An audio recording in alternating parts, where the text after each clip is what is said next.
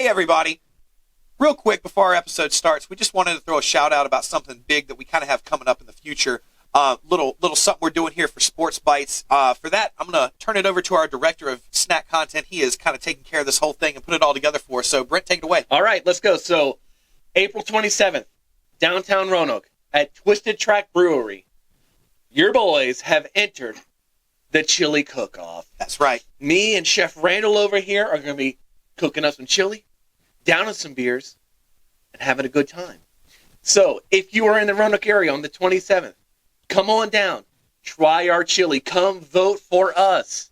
Come hang out. Say hello. Be a part of the SportsBites family, man. Come on over. We want to meet you guys. Yes, we absolutely. see you in the comments. We know you're watching, so come on down. April 27th at Twisted Track Brewery. It's going to be a good time. I think it starts at noon. Yep. It's going to run all afternoon. Come on down. The weather should be nice. Grab a couple brew dogs, have chili. I think there's about 12 or 13 competitors. They don't matter. Just come vote for us. I'm kidding, but we're going to have a great time. Come see us down there, and let's go. It's going to be. The team is the SportsBites podcast, and I believe we have a name. Yeah, it's called Hot Take Chili. Hot Take Chili. So come on down, come vote for us, and let's start the episode.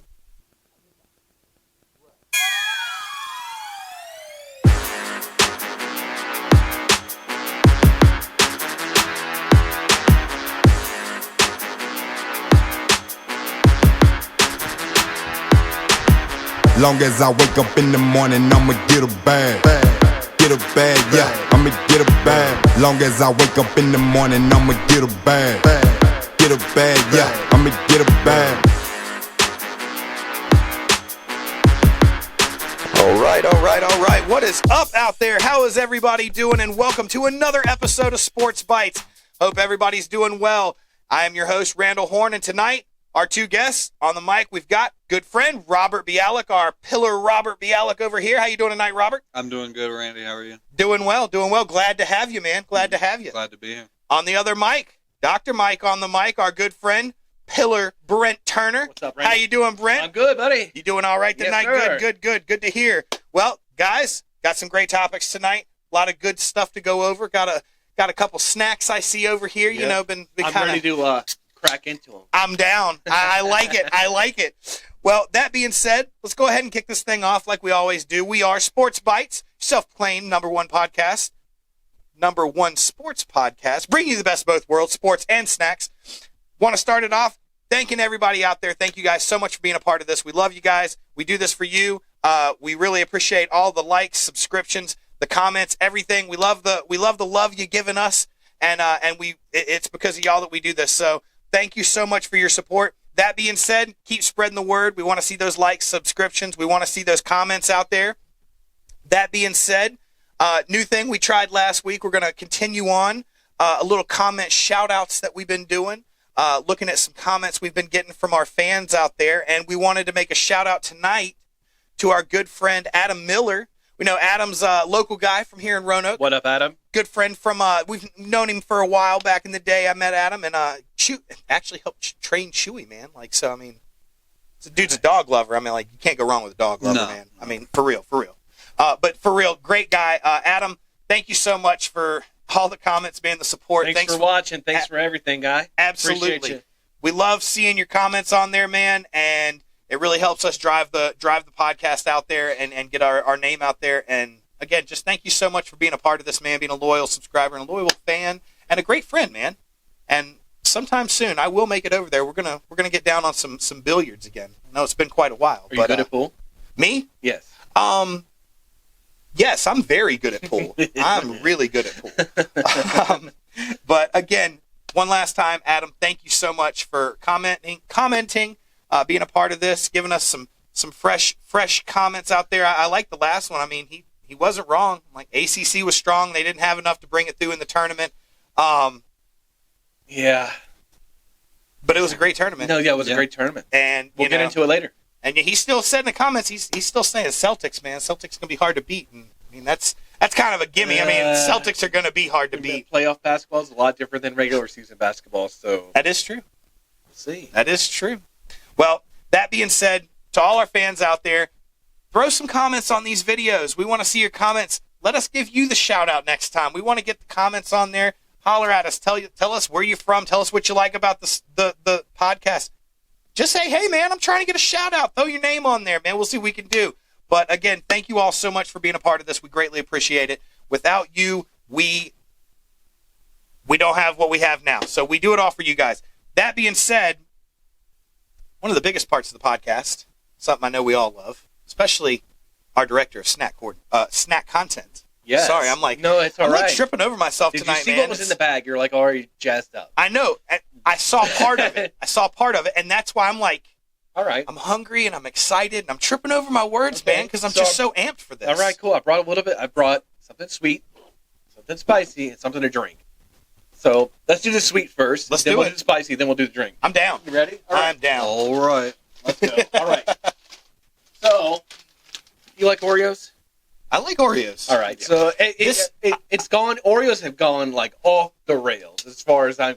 Like when we were growing up, it was just Oreos, and that was it. Now there's like at least 10 different flavors they have in there.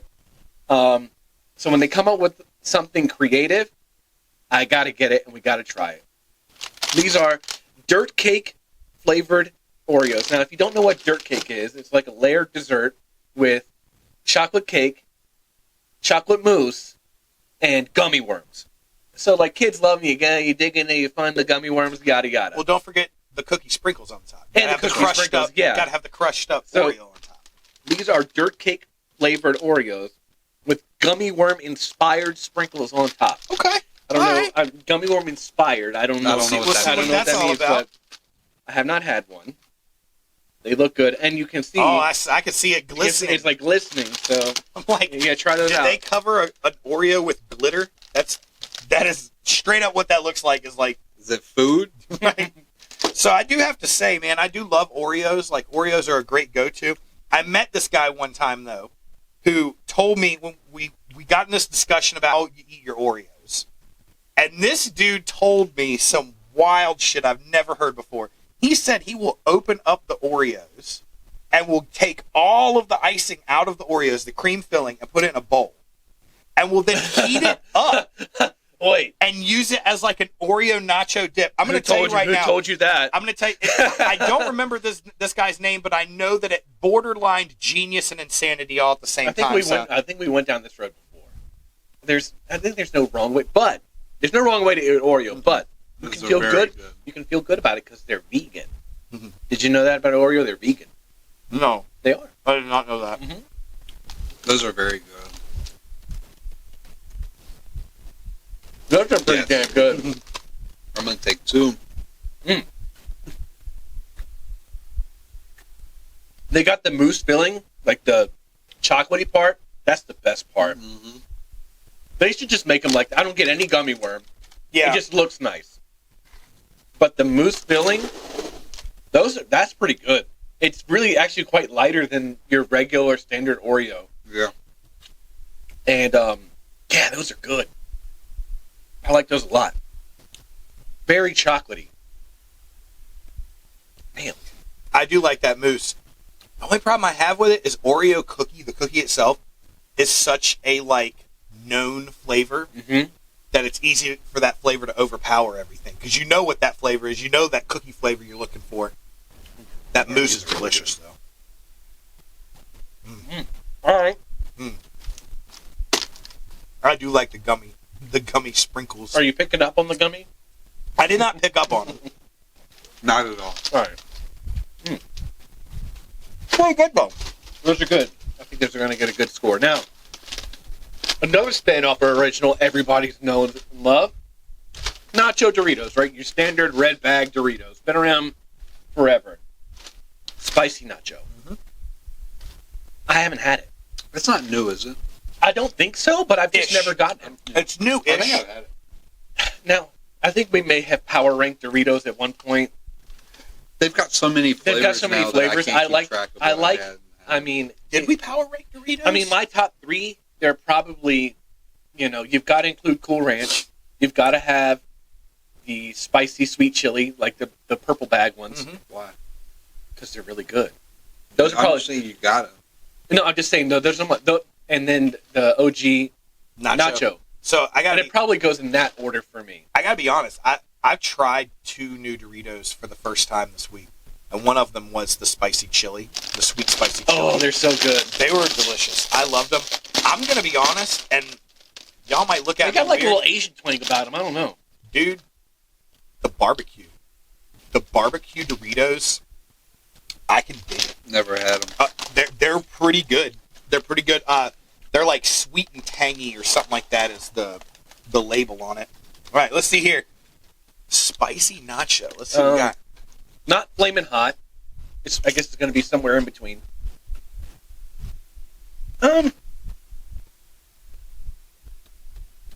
On a scale of 1 to 10, it's probably like a 3.5 spicy for me. I love spicy stuff though, but they're still good. They're good. I feel like for the flavor of cheese that they took out to add spicy, I think I like the just straight nacho. That spicy isn't really... I don't mind it. You don't mind it? Usually with spicy chips, they're just trying to be too spicy. It's just that's for true. a chip. That's not what I don't want this for a chip. They do make a blazing This is blue just buffalo like that's a- pretty good. This is just Dorito? a tiny bit of... Yeah. Blazing blue buffalo. Yeah. I don't think I've had that one. Now, It's just a tiny bit of spicy. yeah. Now, I will say, it's a Dorito. So it's like an automatic 5 in my book to start off. Yeah. Like, I do love just I a good love tortilla Doritos, chip. man. I do like tortilla chips, period. now I will say, nacho cheese Doritos, They're good on a sandwich. If you're an animal, you just put it on and just add a little taco crunch. meat, shredded jack in the oven, Those are called nachos. Doritos nachos. And when I make them, they nachos. Oh, all right. Well, before I get some more of those, Locos nachos. I got one more now. I saw an ad for these while I was watching all the basketball games. Just inundated with the ads for this, so I finally decided to try it. All right. I had no idea what it was until I picked it up. This is Coca-Cola Spice. So when I saw the commercial, it's like, well, what kind of spice? This just says raspberry spice Coke with other natural flavors. My mind did not go to raspberry. For spice? No. No. So This is going to be shit. now, I'm concerned. I'm not going to lie. I'm concerned. I hate flavored okay, sodas. I'm going to reserve judgment until we try it. I will say But this. the scent gives me I really don't want to spoil your review, but it gives me kind of a Robitussin vibe. Oh, God. So, A Robitussin vibe. I Yeah. don't like any of the flavored sodas. all right, cheers, boys. Setting the bar high already. Robitussin vibes. Here we go. Oh, God, it does. No. Oh. No. No. I mean, Nope. Nope. It's like flat raspberry. Flasberry. raspberry. The They flasberries don't taste taste like like flasberries. boys like Mexico. I'll pass on the rest of that. I don't Yeah, think this that- is- I've tasted It's it very enough. middling. It's I will say, still not the worst Coca-Cola I've ever had. what's your worst flavor? Whatever that Worst one favorite. they did last summer, the A2000 or whatever it was a Coca-Cola recipe that they had AI design. That they let AI design a I didn't recipe. even see that. You're so glad you didn't believe me. It was we bought a Is bottle it like of it. when they let AI write a script and it's like really disjointed and terrible? My thing was I was like, I can't believe a company like Coca-Cola would spend the money that they probably did producing this. Because they can. was It's a gimmick. it was so Yeah, so They terrible. sold enough to make up. There are some Coca-Cola variants like that I really enjoy. Cherry Coke, See, I don't Vanilla like- Coke. I like that. I I don't even like any of I even those liked the flavors. lime Coke that they did there They for a did little a bit. Coke with cinnamon, bro. Do you remember that? I don't remember that. It was really good. I liked it. The only different flavored sodas that I've liked are like Mountain Dews. The Baja like we had last week. God, I don't like any of that's so good. the cherry Coke, vanilla Oh, come on. the Coke, any of that. I don't like. It just tastes. I like awful. cherry Coke and I like vanilla Coke, but I don't like the cherry vanilla Coke. Oh, they did do that. Don't Dr. like Pepper's that been on that stuff too. Dr. I don't Pepper, like any of that flavored. Yeah, Dr. I don't like- I love Dr. Pepper. Yeah, I don't like the flavored Dr. Peppers. Dr. Pepper's one that's like, it's good just the way it is. Yeah. Just don't mess with that. You've got enough flavors. All right. Even when they did, what was it, the cherry Dr. Pepper is like, well, Dr. Pepper's a spicy cherry soda anyway. Yeah, I don't. You don't need to add cherry to it. It's already spicy. That's why I don't Or- like. Well, cheer but hold on. wine. When you go to like, All right, whoa. You're going to have to stop What'd he that say? shit. I don't That's like- why I don't like cheer wine. I don't. okay, get out of my face. Wait- dude. wait it's a a cherry minute now. soda. Right. I don't like that. Robert's like, don't give me shit for what I don't like. No, we've been friends Now, for wait a long minute. time. Now, I know, Mr. North Carolina. You like it. bro. Oh, right. Well, hey, good snacks. Good But snacks. I do like a good Coke freestyle machine though, when you can just kind of put a little bit of everything in there. It's just fun, man. It's like Chuck E. Cheese when you're a kid and get a little bit of every soda. It's a suicide, man. It's just Absolutely. I haven't. Absolutely pointless for me. What? The Coke freestyle? Yeah. You give me Just Coke. give me the fucking Dr. Pepper. Just one button. Yep. Man, I haven't. You just remind me though, man. What? That's one of those things. It's like, man, you're just not a kid anymore. Like, just remember one thing. At one point, there was the last suicide that you ever got. Now I'm like, now I need to go to Chuck E. Cheese. I think it was Get a that cup. Chuck E. Cheese. Probably That's what I was. did. It probably I was. I have a young son who happens to go to Chuck E. I Cheese. think I was older than And I it's should probably have been about a month since I had a suicide. I think I was older than I should have been. But it was that Chuck. I was probably. What's older than what you should have been? I mean, I was probably around 18, that age or whatever, going to Chuck E. Cheese just for the hell of it, and Oh, we had a buddy drinking who worked there. suicide. The key to the suicide was adding a little root beer. That's what made it pop. Oh yeah. I mean, The reason that I went is even weirder. That you went to see the band. He would see the rat. no, we He used thought to, that chicken was hot. me and a friend would go and we would just play nonstop all day long. Got really good. Like that bowling ball roll, where you know where you he roll goes the over the bowling hump? ball over the one hump, and you But got to you could- keep it in between the two humps. Robert was hustling Chuck E. Cheese prize counter. No, we did all like we did that nonstop, and then when the fair came that summer, we just racked racked up those things, man. That Carney was he probably lost his job because of you. That Carney had to walk home from wherever. It's a very simple game. There was a trick that I used to do as a kid before they put the like bumpers further out where you couldn't do it. But when we went down to, I think it was King's Dominion one year, and I learned the trick by watching a guy, and he was like, when you take the ball, he was like, try to spin it back a little bit when you put it over the hump. Put a little English on it. And that's what it was. It was like, dude, and I got to the point where I could do it every time, and now when you go, it's like the ball is here and the box starts here, so you can't like spin it back or nothing. You just gotta. Yeah, you have to try not to just roll it forward. Yeah. You can't get the backspin really, but yeah. Now they have signs up too. It's like no back spinning. I'm like, no fun, huh? Yeah. Carney's got hip to our game. Right? Or whatever. Damn it. Oh man. Well, good snacks. All right, cool. We'll review them later. Yeah, we'll hit the reviews Good here in a little bit. snacks, Robert's shitty like, let me drinks. get that out of the Sorry, way. feel good. You gotta try them to know though. That's what That's and what I do this for. That's why we do this, See? so that you guys know beforehand what you're getting into. I didn't have to try that to know that I would not like it. But I tried it anyway. Did it for SportsBites. I did it. Respect. Well, that being said, let's jump into some sports. Hell yeah, let's We've go. got some great topics All going on. I think one of the biggest ones right now that's happened in the last few days, the NCAA men's and women's tournaments, championship games happening, coming to an end. Season's done. We have our champions in both leagues. Let's start with the women's. You had undefeated powerhouse South Carolina against what I would consider like kind of the storybook story with Caitlin Clark in Iowa. Seeing some highlights and stuff that had come up and the articles that I had read, most watched basketball game Yeah, damn near 20 million. Something like that. since 2018 That's crazy. in over 5 years. that I really enjoyed seeing that stat. That was a great stat to see. Yeah, I mean, props to South Carolina for winning it. Yep, Don absolutely. Staley, the coach, I think they've lost 3 games in 3 years. That's insane. Insanely dominant. So shout out to those ladies. Yeah, it's ridiculous that no one's talking about them. Yeah, right. And it was all about Caitlin. No, it was. It was all about Caitlin Clark. It was, but it was like you said 20 million people, whatever. 18 million of those people were like, who are these girls?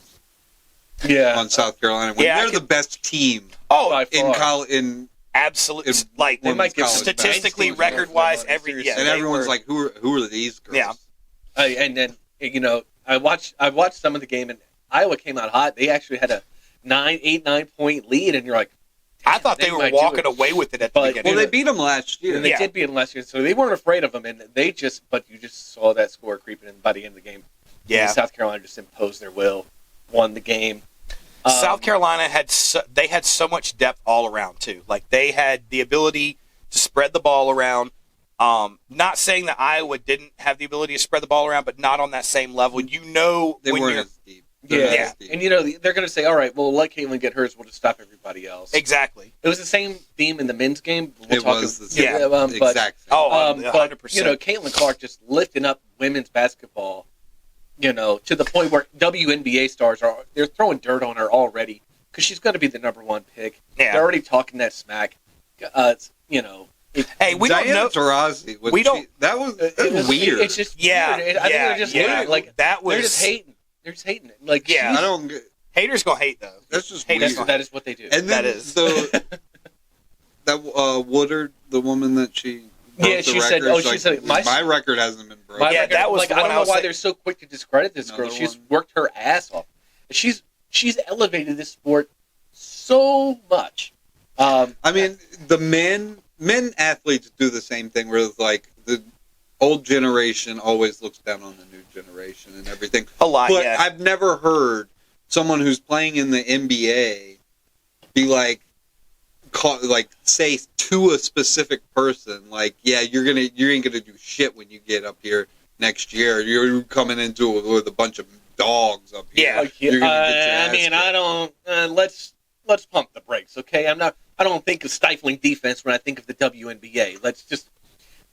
Caitlin's gonna get hers.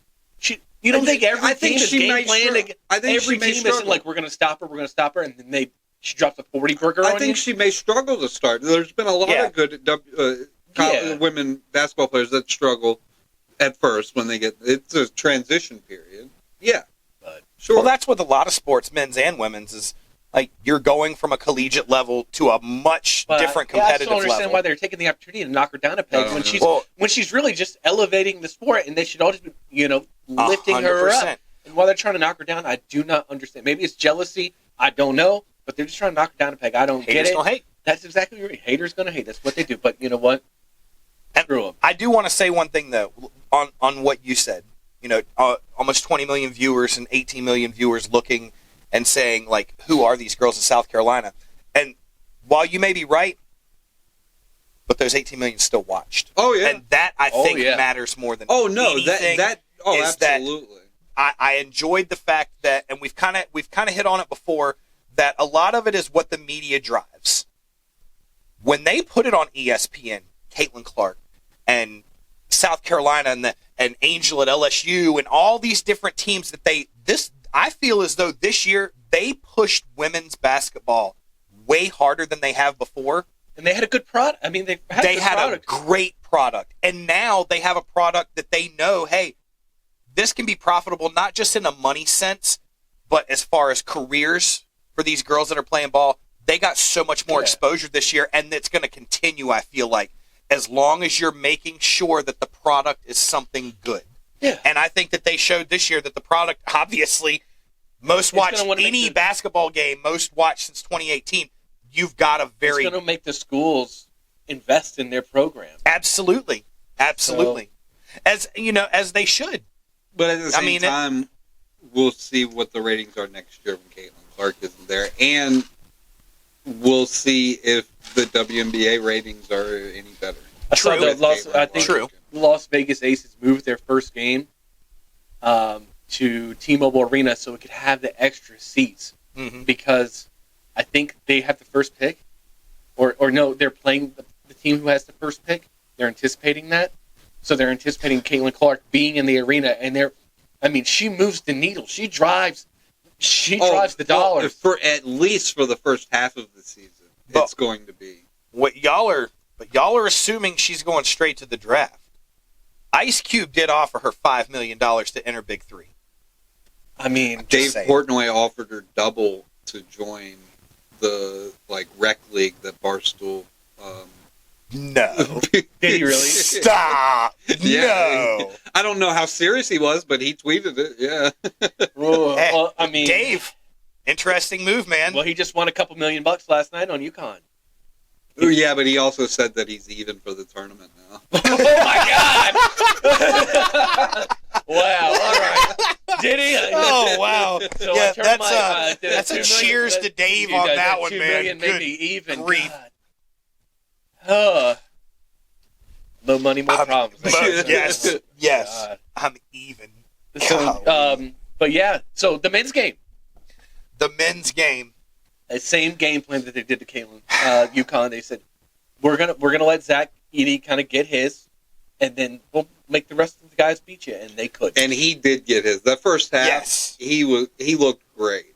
Yeah. Now he was jumping on some backs and he was throwing a couple elbows there that weren't getting called, but he played about as good as he could play in that first half, and they were still down.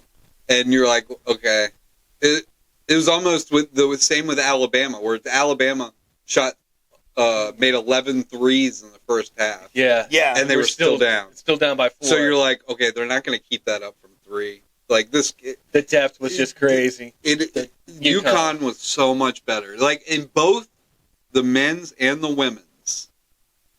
Like, yeah, I guess there were some good moments in the tournament and everything, but the end result of both of them were exactly what you thought was what it was going to be, and it wasn't a question. Yeah, and so that's kind of what I had been looking at today was, I had Purdue winning it, but I had Purdue winning against Alabama. I kind of had Alabama pulling the upset. No, I had that. That was my pick. Purdue was Purdue to play Alabama in the championship, and Purdue winning against Alabama. Okay. That's what I had. Not enough respect. Not enough respect. No. I think it was more like wishful thinking. It's hard to repeat. So yeah. Well, but hold on. Let's not. The UConn bench did do. I don't know if you saw it, Randy. I know he saw it. This guy Heidi from Purdue, he had the sickest one-handed. Zach Edey took a shot and went long off the backboard. He came out of nowhere. Yep.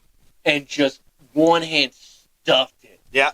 I'll tell you, dude, that was so sick. I texted Robert right away. I've got another really cool stat about that. That was also the only points scored off of their bench was that shot. Are you? Those 2 points were the only if points your bench off ain't giving you nothing in the national championship. Oh, they can't. Yeah. UConn just grabbed him by the throat and choked him out in the second half. That was the biggest glaring thing. You had Edey with 37 points. You had Smith with 12.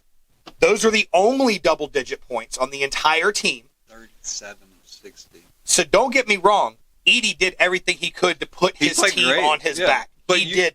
But that's what UConn was going to do. Like I think Hurley said it after the game, they didn't double team until late in the game. They didn't double team him. They were going to let him get his. Yep. Unless they started making threes. Yep. Yeah. They weren't. Yeah, well, UConn's got their own big down there, another 7-footer, Kling Kong. I think they were calling him down there. Match. I was like, we'll just go 7-footer on 7-footer. You might get yours, but we've got better shooters. So unless you make us double, we're not going to. Yeah, and that's looking at UConn. They only had 2 players scoring off the bench, but their 2 players scoring still put up 13 off the bench. That's a big difference between 2 points and 13 points. Yeah. Now, it wouldn't have been enough to make the difference in the game, but it would have been damn close at the end. Well, yeah, they were much deeper. Yeah, but I mean, you had 4 starters in double digits, given nobody put up 37, but you had 4 starters in double digits. They just overall had a better game plan than Purdue did going into it. UConn's a better team. Purdue has Edey, but UConn's a better team. Well, they definitely showed that they had the depth, for sure. Yeah, that's why I said we liked them. Going in, they're just consistent. Yeah. The last 2 tournaments, they've won every game, and they've won it handily. They go into a different mode when it comes to tournament time. Shout out to those UConn men, bringing the cup. Rings. The rings, whatever. Got the trophy, bring the championship. I've got hockey on my mind. Right. And bringing the championship back to Stores, Connecticut, and we'll see if they can run it back next year. They've got to be, I mean, at least in our lifetime, I would say they are the best college basketball program in all of college basketball. They are definitely one of the bluest of the blue bloods, for sure. Mm-hmm. I mean, they've won 3 national, with 3 different coaches. They've won national championships. They've 3 different coaches, really? Yeah, because they had Calhoun, and then Kevin Ollie, and then now Hurley. Wow. The year That's impressive. that Ollie just He it was the year after Calhoun left, right? Yeah. He kind of walked into that one. That was not his roster, but it's still they. I think that Calhoun left. They weren't playing great. I don't think they weren't expected to win the national championship. Great. They are next year. Well, while we're kind of talking about that, let's talk about coaches leaving. Yeah. Let's talk about coaches leaving. Yeah. Like a thief in the night. Coach Cal just kind of dips out. That happened so You suddenly. say that I didn't. like he's like a No, I mean like he didn't. he's I've gone the away. villain in all Just of this. no, I don't think so. I think it just kind of like But broke isn't overnight. he- It was so unexpected. The news broke overnight. Kentucky's one of those jobs that you just don't leave, right? Mhm. He had a lifetime contract there. It is an But I upper don't- echelon job. Lots of people would kill for that job, and he just kind of left to go. I don't think it's that simple where he just like I'm leaving. No. There was a He lot has that lost so much support. I People- think the fans were sour. He came out today and said they needed a new voice in the program. I think it was a lot of people, a lot of boosters, a lot of people that were like, "What are we spending all this money for?" They were pissed off. I don't think it was all Calipari's like, "Okay, I think it's time for me to leave." Mm. I think there's a lot to it. Yeah, I guess his message got sailed. Just too many early round exits. But to go to a in-conference rival, Yeah. that's a little spicy. Absolutely. That's a little spicy. So it's a little. So if he had just retired or something, Yeah. and said, you know what, like I'm stepping away from coaching, but it would have been a little bit different. But to go to a school down the street, it's a little salt in the wound. At 1 a.m, Coach K just came out and said that he's leaving Duke to go to Tech. Like, that's how when you told me before this, like that's kind of how I felt. Like you're leaving to go to an in-conference rival, kind of almost seeming spur of the moment. I'm sure it wasn't. I'm sure you're 100% right. I guarantee you, there's a lot of people who have support for the team that were probably like, "Hey, man, yeah, we want to see championships. We know that this team has a championship." first-round exit. A lot of those Kentucky fans forget what it was like before Cal, though, Yeah, Probably. or don't But you get- even know what it was like. But you get before Cal. spoiled as fans too. I mean, it's easy to and be maybe he's a spoiled victim as of his fan. own success. Like he just set the standard so high, and when he's losing to double-digit seeds in the first round, Yeah, and you're letting Jack Golke get 10 threes on you. yeah. Now he does. Now Now that he just dude- needs to get him to transfer from Oakland to Arkansas to complete the circle. But just So who's going to Kentucky now? who knows? But it's not gonna. It's gonna be. It's got to be a name with some cachet. It's not gonna. It has to. They're not going to promote an assistant. It's got to be. Yeah, some, but I mean, the biggest name that it could be isn't going. There's there. no way. I know who you're saying. Hurley isn't going there. No, I was thinking Jay Wright, No, Villanova coach. But he's if he wanted to coach, he'd be a Villanova. yeah. Maybe Rick Pitino will come back. He's ancient. There's no way. He's No. coming back. You need somebody He is. like you need young blood in there. I feel like for a program. But I like don't know that. who that could be. I don't He is either. already. JJ Redick. Who? What? St. John's. Oh no, I was saying back to Kentucky. I know he's coaching at St. John's. I was like, yeah, no, he's coaching. Yeah, I know he is. No, the name that's getting thrown out there that it really makes the most sense is Nate Oates. From Bama. Yeah. I mean, But isn't he kind of the same thing that they just had? Lots of scoring, no defense. Yeah. That. Well, I mean, I mean, would you want him to? but get, I think they're going to move quick. They're going to move quickly to find his replacement. Tony Bennett. yeah, I think so too. Tony Bennett. Oh my God. You don't want. I mean, do you want all defense, no offense? You'll have fans that sleep in Lexington in the crowd. He's so boring to watch. Anyway, but they're going to move quick to find a replacement. So by the next week when we record, they will have a new coach for sure. Yeah, they should. I would imagine. Yeah, I wouldn't imagine them dragging their feet too much on that one. That's one, especially with like you're talking about the supporters. They're going to demand something. I did see this on the way over here when I was reading up on it. It said that Coach Cal went to Kentucky and told him he had the offer from Arkansas and it was for this much money and wanted them to beat it. And they told him to get out. Interesting. So it could have been like... That's kind of a bold move, too, in that position. Like, you've got a lot of faith that they're going to give you the world. I just got bounced in the first round and I'm asking for a raise. He didn't want it. Then he probably knew that. It's like, there's no way they're going to say yes to this, but... Arkansas, but I'm like, why do you do that to try to make yourself not look like a villain? Not that I think he is. I mean, it is what it is, but if you know that they're probably not going to, you know Arkansas is making you the offer. It's not just a BS threat that they really gave you the offer. Yeah. If you know that they need a change, you know you need a change. The change is there, and they're willing to pay you to make that change. Yeah, you go for it. Yeah, why are you even bothering with it at that point? Now Kenny Brooks looking a little more stupid going to Kentucky now. No, right. Well, I do want to say one more time, great tournaments. They were pretty good.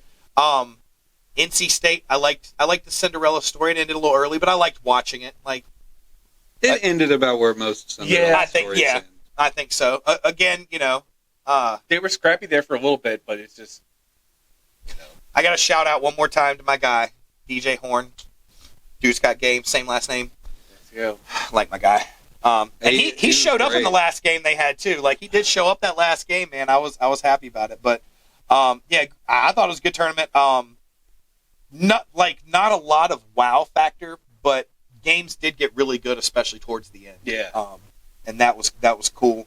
Again, one last time, want to say congratulations to the Huskies. Yep. Great job.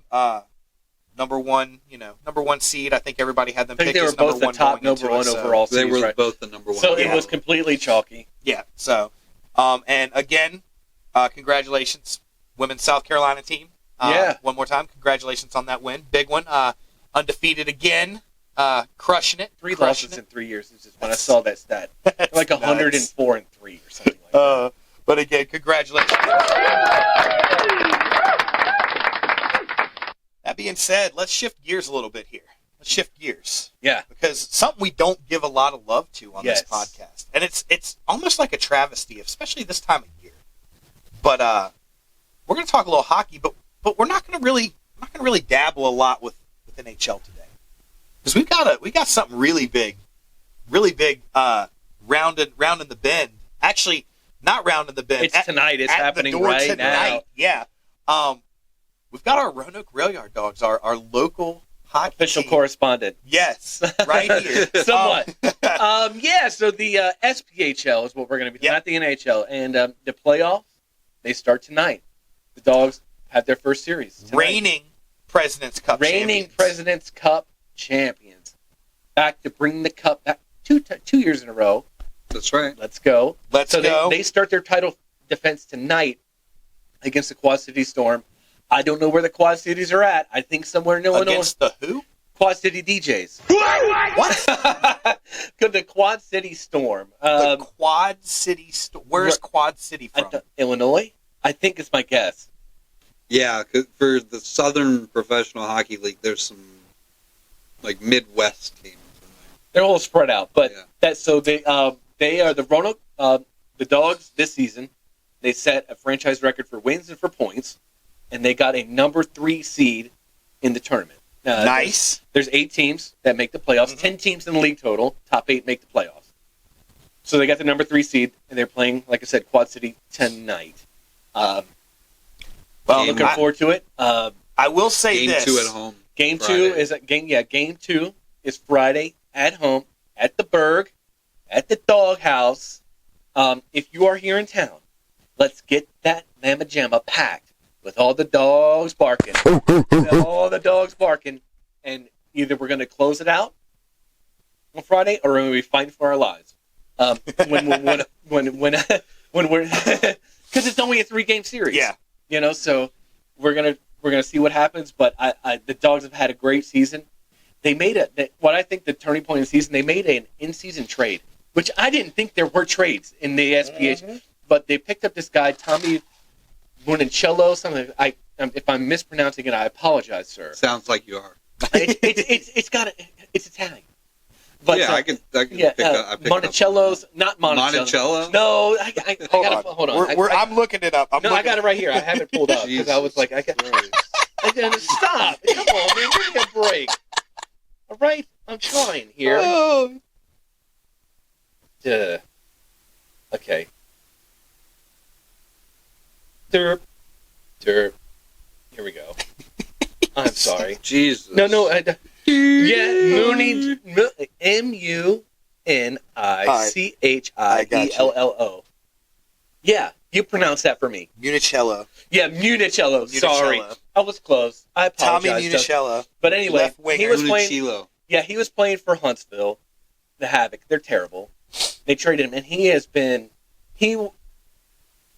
good. He was towards the top of the league leader in points. They brought him on. He's been scoring goals. Adding another piece to our team, which is, frankly, we got a lot of guys left over from last year's team that won the Cup. We've got Mac, who's been with us for a minute now. Mac Jensen, and yeah. Mac is... And I feel like you've always The goaltender. Yeah, Awesome. if you've got Rotabush in goal, you've always got a shot. He's a great goaltender. So we're going to see what happens with this series. Like I said, if you're in town, get down to the Doghouse. Let's get it packed. Support these guys. Yeah, and Quad City, I think I was listening to a little preview. They lost their best player in the last couple of games to injury. So I think it's going to give us a leg up in this series. I will say, no matter what, I know that the last I looked, which was not long ago, Knoxville and I think Peoria. Knoxville is bad. Yeah.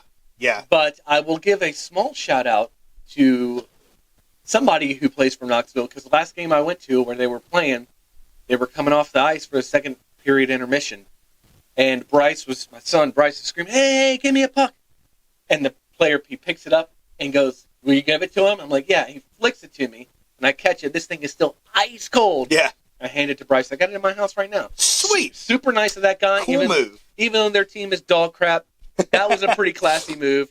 So shout out to that guy for Knoxville. Brent's like, dogs, can we make a trade for him or pick him up somewhere? No, we don't want him on our team. We're good. Not that good. No, huh? not that good, but a good guy, and that's what matters. But dude, I'm pumped. I like our chances. I want that cup back. Yes. I want to keep it here. And I'll tell you now, man, like, from living here in Roanoke, this place was electric when they won it last year. They've got one of the best attendance records as far as teams in the league out of everybody. I think they're second. Yeah. So they've got a good, loyal fan base, and they want us to bring that cup back. Let's go. The game we went to, like, and I'm obviously not every game is like that, but a hell of a game to go to. Me and Robert are outside.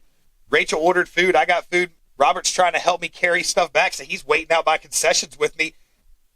And it's like the game started at 7:05, and we start hearing cheers while we're waiting for the food to be done. And I'm like, look down, I'm like 7:06. That must be players coming in that they're cheering for. And Roberts looks up at the TV. He's like, no, they scored a goal.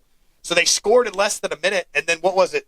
They scored like three times in the first like 5 minutes. Yeah, they jumped on the Ice Bears like 4-0. I mean, yeah, they were crushing nothing in the first 10 minutes. Yeah. And nothing I like about the Dogs, before we're done, they have been a really good come-from-behind team this year. So you cannot count these Dogs out. Never. Even if they're down a goal or two. They're a scrappy bunch. They've got championship medal. I like them. They're going to bring a cup. They're going to keep it here. Nice. The Dogs. The Dogs. Let's go, Dogs. Well, that being said, I want to give a little congratulations to the Dogs for making the playoffs. Obviously, 8 out of the 10 teams, but all you need is a chance, and you just got to stay up there. Got it. But knowing how they score, like punches and bunches, I feel like they come after you. Goaltending in playoff hockey is really what you need. Yes. And we've got him. We've got him. But so, congratulations to the Rail Yard Dogs for getting here. Let's go, Dogs. Another one of these clap cheers buttons, hopefully here in 3 days when you guys go ahead and take this first round and clinch it. So, that being said, Dogs hockey, I can't wait. I know we're going to a game. We've got to go to a game, right? Like, we got to bring SportsBites to a game. Oh, dude, I'm down. You're going Friday? Yep, I'm down. And listen, man, I know you're director of snack content. Live update. Roanoke up 2-0 in the first period. Let's go! Roanoke up 2-0 in the first period. Let's go, Dogs! Ready to play. Yes. Oh, that makes me happy to hear that. But I'm like director of snack content. You're also like director of not telling people you're going to the hockey game. I just told you. Well, I knew. He told me. So you're Friday. Yeah, cool. no, look, yeah, come on. Bring the whole crew. Bring the fam. I've got a great SportsBites crew, but apparently I need friends because nobody likes me enough to tell me about the game that they're going to. I'm going to the game on Friday if you want to come.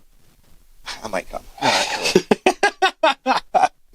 cool. But again, Dogs, that's great to hear. 2-0. 2-0. Let's hold on, let's and then hold let's on to close out the Quad Shitty Storm when they come here on Friday. All right. Nice. Let's go. Well, that being said, got the NCAA tournaments out of the way. We've got our Rail Yard Dogs. I'm happy because we have something that not a lot of people have.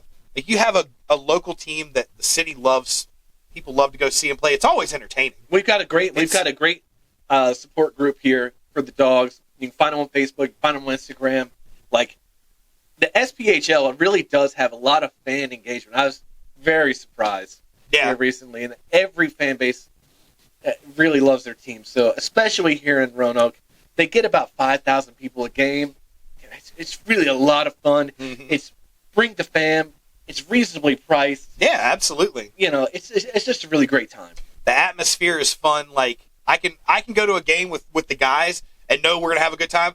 I can bring Carson to the game. Yes. I can bring my kids to the game and know we'll still have a great time. We'll see people we know. We're like, you never go to a game and don't see somebody people. you know. Yeah. So I mean, that's always cool. It's funny to think though, like of all the teams that Roanoke has had over the years, and how the Rail Yard Dogs, like, they're not like any other team we've had. Like, you know, we had the Rebels, we had the Avalanche, like, we had some great teams. The Express? The Express. Not, do we have the Avalanche? The Avalanche, the Avalanche and the Express.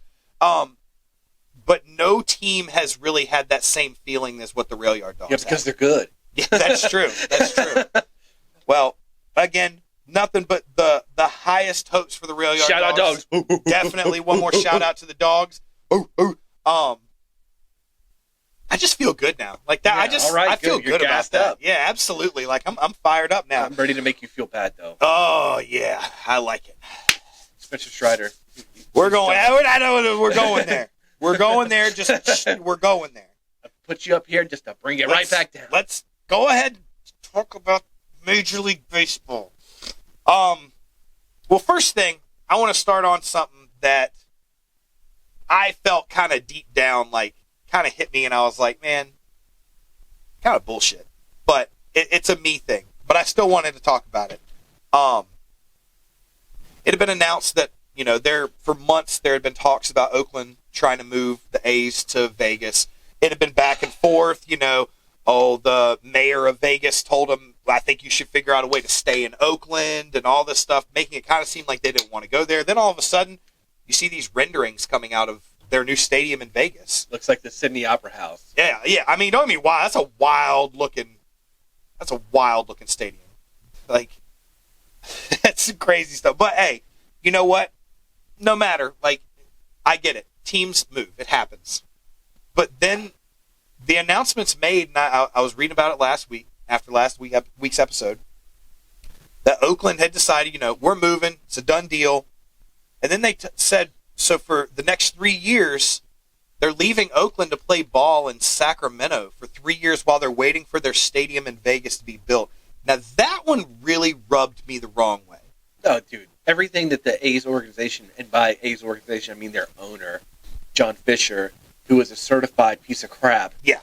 I don't know why he hates his fans so much that he has to yank them out of the city and go play in Sacramento for a few years just until the stadium. Stay in Oakland. Yes. Just stay in Oakland till the stadium's ready and then move in. Your fans are already upset that you're leaving. They lost the Raiders. Now their baseball team is leaving. They know they're leaving. Give them something to live through sports for those couple of years. Let them at least enjoy their time they have remaining with their team for those last few years before they go to Vegas. You're playing on borrowed time at this point anyway. But you take a fan base that's really the only thing you've had.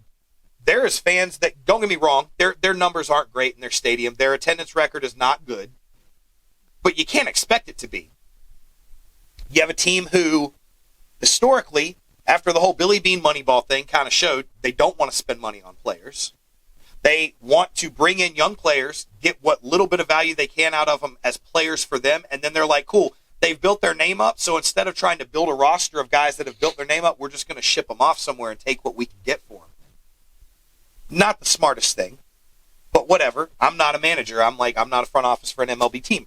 Maybe there's a lot of stuff that goes on behind the scenes that I don't know about, but this right here just felt wrong. And shitty owner.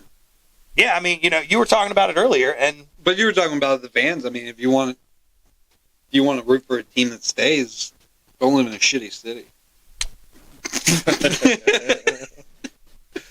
How you feel about Oakland, Robert?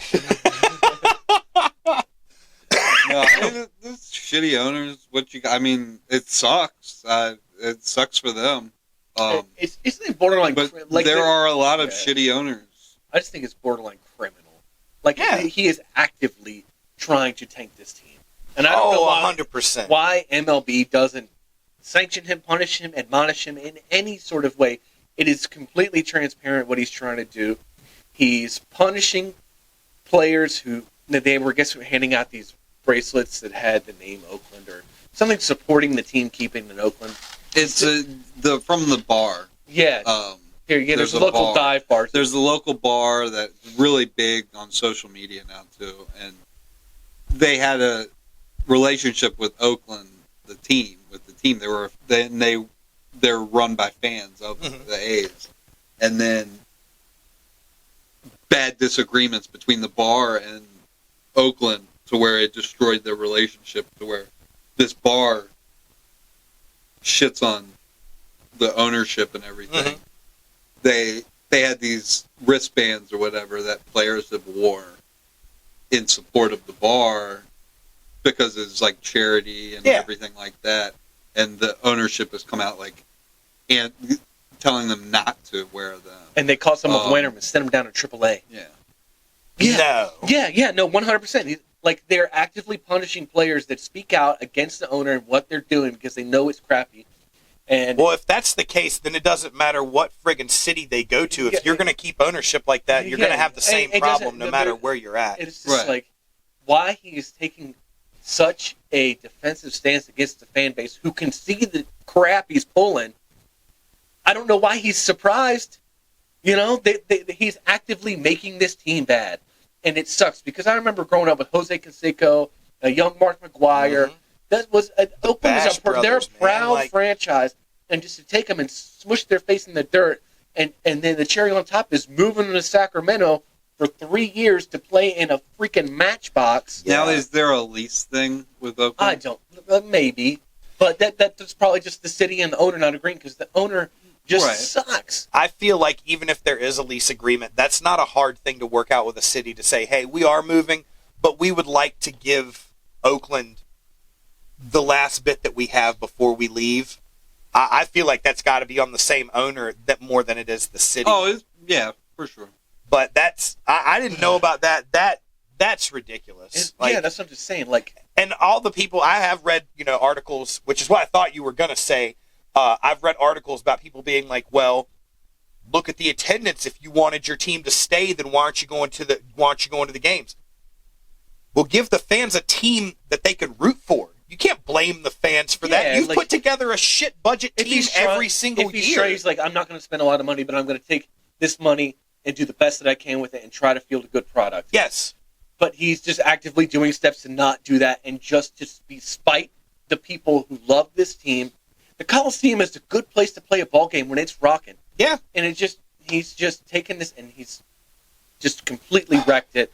It sucks. I don't think that team will not be good until he's out of ownership. Yeah, that's what it sounds like. Because, I mean, that's... Just what is Vegas going to... I mean, if you're in Vegas, there's a million other things to do. Yes. Why go watch a shitty baseball team? Well, that's what I'm saying. That's not going to fix all the problems.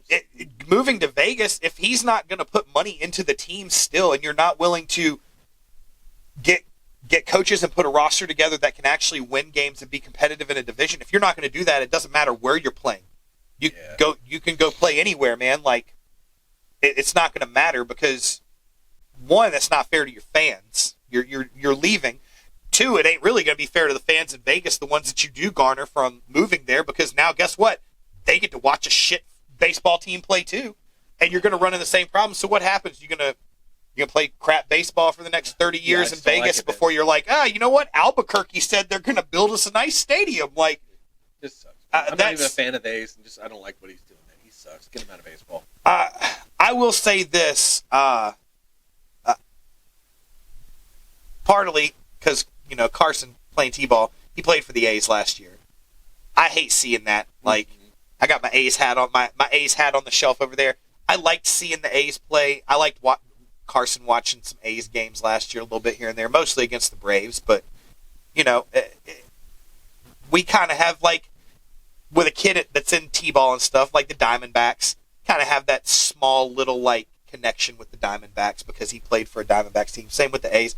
So I hate seeing that because it's just the fans, especially the young fans. I mean, think about kids that are just now old enough to really get into baseball that live in Oakland or the surrounding areas, and that's the team they want to root for. And now it's like, hey, guess what? They're not getting into baseball. No, like you're not going to have a team local. No. You better figure out somebody else. So, you know, and the thing is, one thing I've liked about Oakland, and this isn't to say anything good about the ownership, but I liked the fact that you have teams like the Dodgers who will go out every year, who will spend copious amounts of money trying to buy the best team that they possibly can, but you still had teams like the A's that were willing to fight with what they had. At least the players were. I don't care who the players on the team, I'd say they want to win. Players don't go to a team and not want to win. I would hope, at least. If you're an athlete, you want to be competitive. That's the whole point of the thing, right? Exactly. But this, like, all this reminds me of is like Major League. Like, exactly. She's trying to tank the team to move to Miami. Like, that's exactly what it sounds like. Where's Charlie Sheen when you need him? You're right.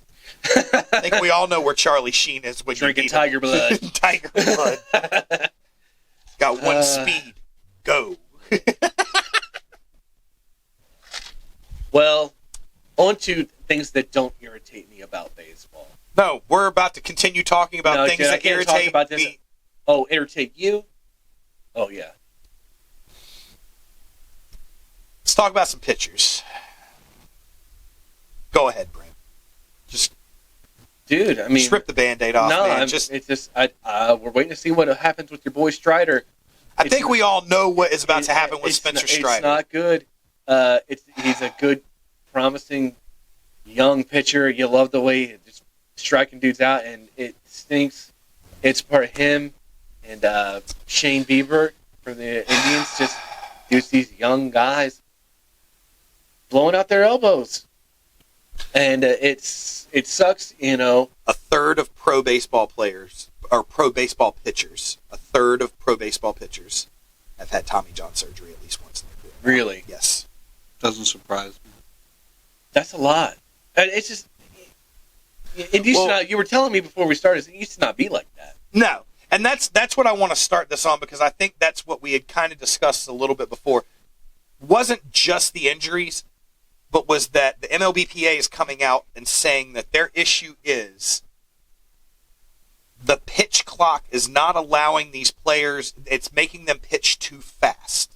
And that's causing this string of injuries that's causing these young players to have to go through 1, 2, I think they even said once somebody was a third Tommy John surgery in their career.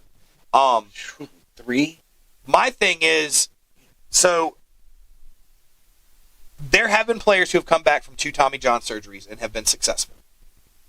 I'm already reading articles talking about if Spencer Strider has his second Tommy John surgery and comes back, they're like, you're looking at a long relief pitcher, maybe a closer. They're like, he won't have 99-mile-an-hour velocity anymore, and he won't be the same. He won't have the same stamina in his arm that he did prior. Now, I will say, I've seen players, Tyler Matzik for the Braves, great example. He just had Tommy John surgery, was out all last year. He's pitching this year. His velocity is still there. Now, I don't know if he's pitching 99, but I think he was pitching a solid 96, 97, but he was pitching that before surgery. So, the idea is there that you can still come back from it, but more than anything is the pitch clock causing a string of young pitchers to tear their UCLs. You shouldn't be throwing 99 in the first place. Okay. It's not the pitch clock. It's not, if I would have thrown this pitch 10 seconds later, my arm would have been okay. No, your arm isn't supposed to make that motion to throw that hard. I 100% agree with you. I mean, pitchers in Major League Baseball, especially big fastball pitchers, they're freaks. Yeah, GMs and scouts have just become obsessed with velocity. Yeah. It's not about, hitting the black or location or, what kind of movement you have. It's just, do you have the cheddar? Do you have the gas? Can you hit 99 and strike guys out? Well, and I feel like batters, too. Batters have evolved just as much as pitchers. And it's harder to trick batters now, man. Breaking balls and stuff like that, it is a little harder to trick these batters into swinging and stuff. Now, not always. You can still get some great breaking balls in there and really get some guys swinging. But I think that's what the allure is when you have those guys. If you can pitch 98, 99, maybe even triple digit, and then all of a sudden you can yank the string on the next pitch, well, now you've got a guy who's all over the boards as far as where he can pitch. But that was my concern coming into the season. I had seen it on video. They were talking about Spencer Strider, 99 mile an hour, but then they're like, he's worked in this amazing curveball he's been working on all off season. And I'm watching the pitching video that they had of him, and I'm like, man, it reminded me of, I think it was Greg Maddux. He had a nasty cut breaking ball back in the day that some of the best batters in the league were like, it was unhittable. You could not hit that ball. Mariano Rivera back in the day. Yes. Everybody knew he was throwing that inside cutter, that two-seam fastball. Everybody knew it, and no one could hit it. Yes. Because he was just good. That was his pitch. Now, granted, he's a closer, but it's just... It's one of those pitches. It's one of those... Like, if you got the gas, great. And if that's your bread and butter, great. But you got to have, something off-speed, good secondary pitch. And I don't know whether they're getting pushed by the manager or something, but it's just... That's a lot of stress on a little piece of tendon in your elbow to throw like that so hard. Well, and Strider also last year, and I guess both years since he's been in the Braves organization as a pro, he's always had his slider. That was his go-to other than his fastball. He always had his slider. His slider was still a fast slider. It's still a very fast pitch for a slider. I think he throws his slider like 88, 89. That's a fast slider. That's pretty fast. But like 86. Huh? Sorry, 85, 86. Well, so that was the thing about his curveball was they were talking about his curveball like 82 miles an hour. That's where I started having concerns already. Was that you had a guy who's pitching 99 mile an hour fastballs, and you're telling him, hey, I want 99 down the pike on this one, and now I want you to switch up and go 82 mile an hour breaking ball. I want you to yank the string on that thing. And then I want you to go back to that fastball again. String, you mean yank your UCO? But that's a lot of back and forth on your entire elbow. Your muscles, even your tricep, bicep, everything that goes into your throwing motion. It's a lot of strain back and forth. That's probably why you're seeing a lot of there's no a lot of complete games or stuff. But guys, if they're good, they don't let them. That's what I'm saying. They don't let them go because it's all gas. If you get 6 innings out of your starting pitcher, and you're barely getting a quality start? Yeah. 6, 7 innings at the most to get to your setup guy? I mean, that is a really good for a starting pitcher if he can get up there. But that's all they ask. Well, I wish I had left the stats. I had them up on this thing at one point. Was the stats? I think it was. I'm not even going to bother trying to look it up because it's going to take me forever. I think the stat was it was 2006. It was like the average speed of an MLB fastball. And what did I say earlier? It was like 93, 92? It was like 92 and change was the average. Across the board was your fastball. You had guys that would throw faster, but that was the average speed. And then by 2016 or 2017, the average was up to 93.9. And then in 2019 or 2020, the average had gone over 94. Now, that's an average. That means you have a lot of guys throwing faster really than 94 miles an hour. That same article I read with those stats talked about the percentage of players having Tommy John surgery almost coincides perfectly to the rise in velocity. I'm not a fan of the pitch clock. Or I was. I don't care about it now. It's part of the game. Get used to it or watch something else. Like, it's going to be part of the game. It's not going away. It wasn't as bad as I thought it would be. I don't think the pitch clock has a damn thing to do with these guys blowing their elbows out. It really doesn't. And I feel almost like the MLBPA is kind of reaching, and I don't know why. I thought they can't come out and say what they really think it is. Very well could be. I hate seeing it, especially for when you have a guy on your team who's projected to be your ace, and you know that teams all over the league, like, you hear other batters from other teams, some high-end guys that are like, man, I hate hitting against Spencer Strider. I don't like hitting against him. Your team puts so much, especially after we had such a great year last year that died because of shitty pitching that fell apart at the end of the season. To see it going that way right out of the gate this year, it sucks. It puts a dark note over our season to begin with. Yeah, no shit. And we have a great offense. I'm happy about our offense. We can always put up runs when we need to. You're going to just have to win games 8-6. Yeah, I mean that's that's maybe more than that. Yeah, maybe very well could be. And our bullpen is better than it was by a long shot. Saw an article, they were talking about Jesse Chavez and all the teams Jesse played for. The dude was like, I don't know what it is about this guy. They're like, he pitches for the Braves, and he's amazing. And so what do the Braves do? They let him go. They're like, he goes to the White Sox and is absolute garbage. The White Sox cut him. What happens? The Braves pick him back up. He comes into Atlanta and pitches like a friggin' ace again. Maybe he just likes Atlanta. He said it's the atmosphere. It's the atmosphere in Atlanta. We have a great bullpen. We've got A.J. Minter, Tyler Matzik, Jesse Chavez, a laundry list of other guys. We've got Raisel Iglesias, one of the best closers in the league. But to me, you can't play bullpen games every game. Yeah. You just can't expect to do that. And we've got Chris Sale, who I'm still not convinced on. Yeah. You got Max Fried, who's been sketchy at the very best. You have Spencer Strider. Very nice. Say what? That's being very He's nice. on the waiver wire if you want to go scoop him up. Yeah, no, I'm okay. I'm okay. Oh, he did get picked up? Yeah, you can have him. Do you know who picked him up? Yep. Who? Crouch. Okay. Just curious. So has Atlanta underwhelmed for you this year, or kind of Spencer Strider aside? Or they're kind of right about where you think they would be? So I would say we're a hair above the line. If I had to put a line down the middle between a surprisingly good start and an underwhelming start, if I put a line right through the middle of that, I think we're just above that because our offense has shown that they can come through still. What about you, Robert? Where you at with the O's? We're okay. Not panicking. We're not playing great. Pitching's been great. Pitching has been really good.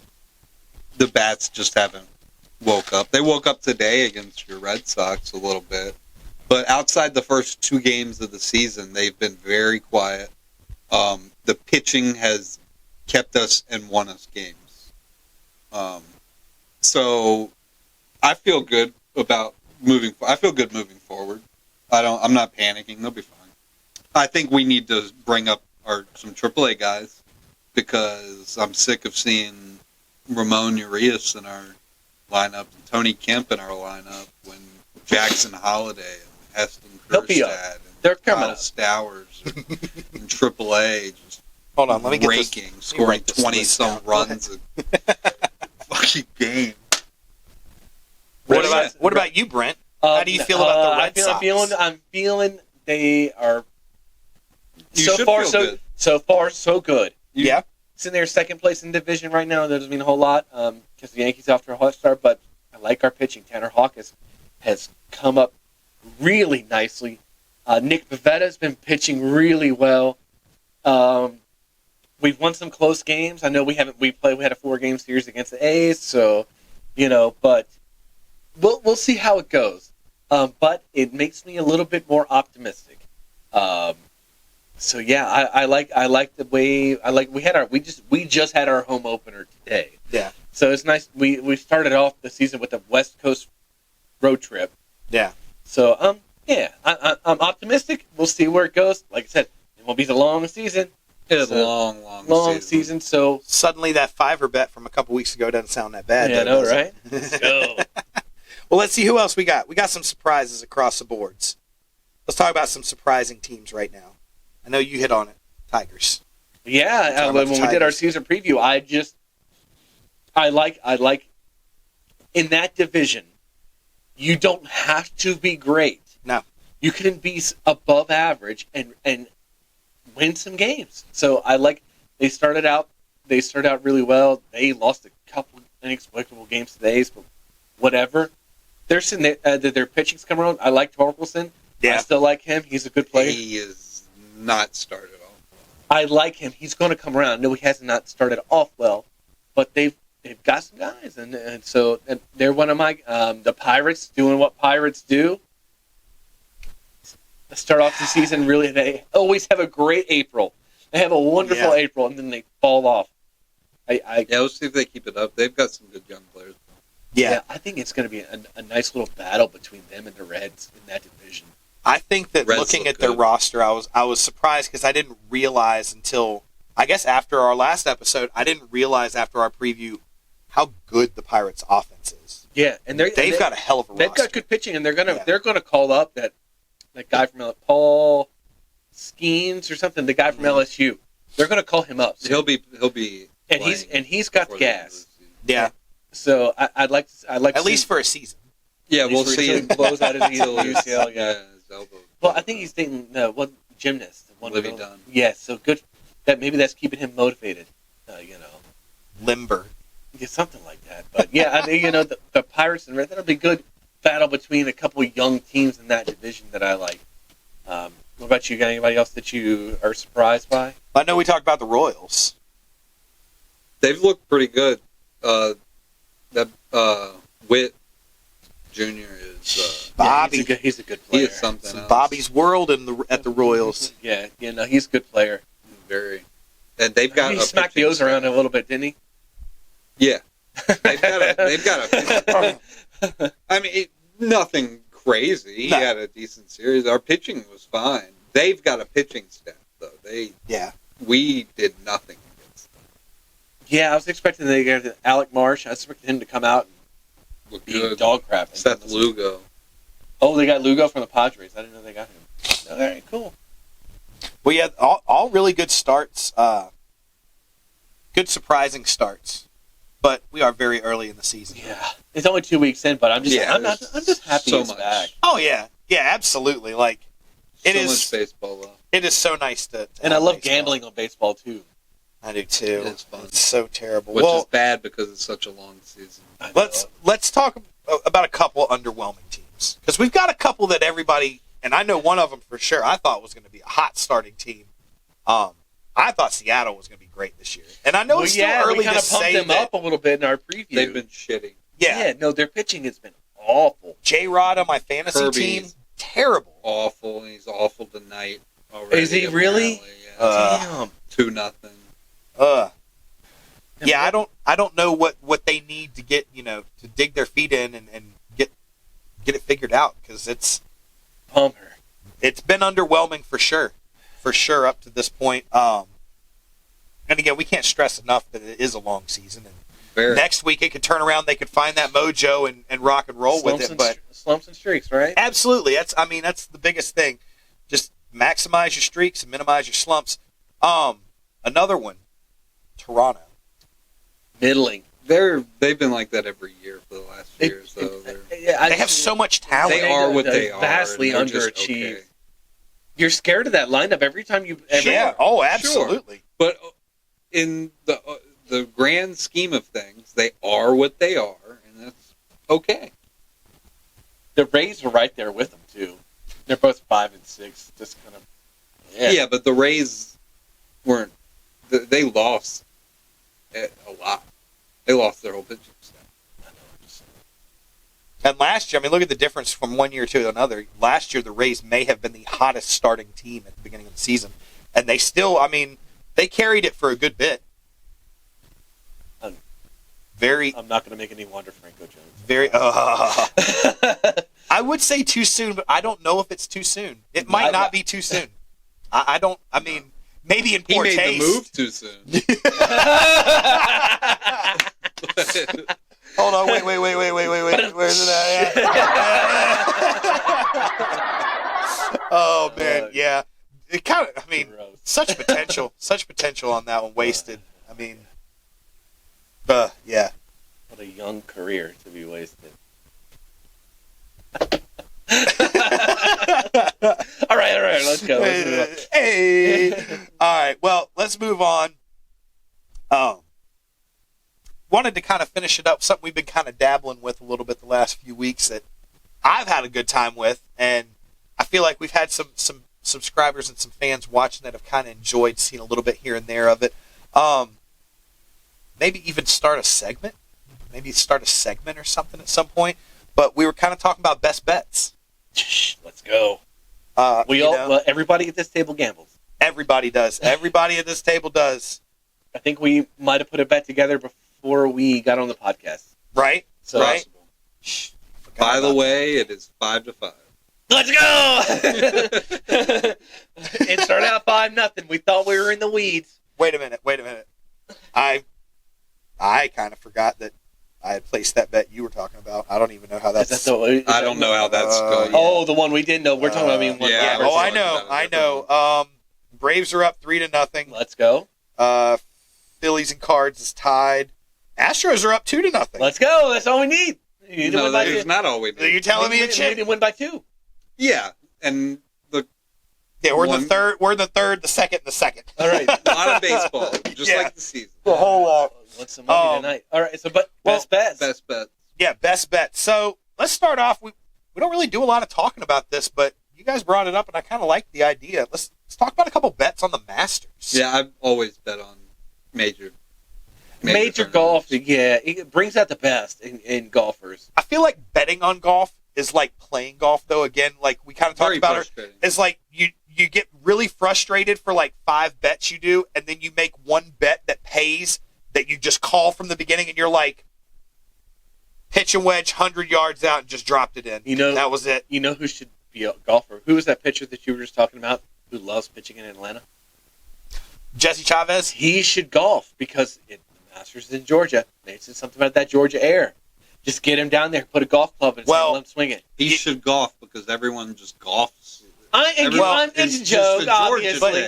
But you're just saying he's lucky down in Georgia. But let it ride. You're close, but are we forgetting how good of a golfer John Smoltz is? I have heard he's a very good golfer. John Smoltz is like an elite golfer. I want to see John Smoltz try to make the Masters. Okay, I mean, I don't think it could happen, but it'd be anyway, cool to I'm sorry to I don't think it's happening. What's the odds on Smoltz making the Masters? Worth a $5?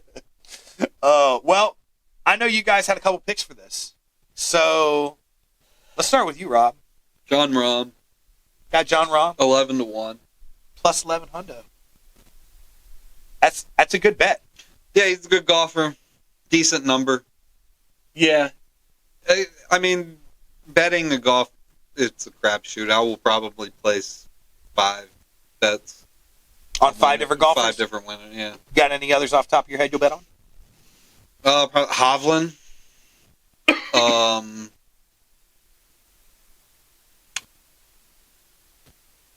It'll also be interesting to see once they're grouped up, and once you see where they're grouped at. Yeah. Sagala. Okay. Tony Finau's been playing all right too. But once they're all grouped up, Yeah. you can see like who's playing good. And live betting golf is a lot of fun because it's just like, I think this guy's going to win this hole. Yeah. And you just like, he's playing really well right now if you're watching it. Live golf betting is a lot of fun. Yeah. I do enjoy live that. bets, especially during the NFL season. Live bets get me in a lot of trouble, though. I get in a lot of trouble during the NFL season. You can lose a lot of money. Golly, yeah.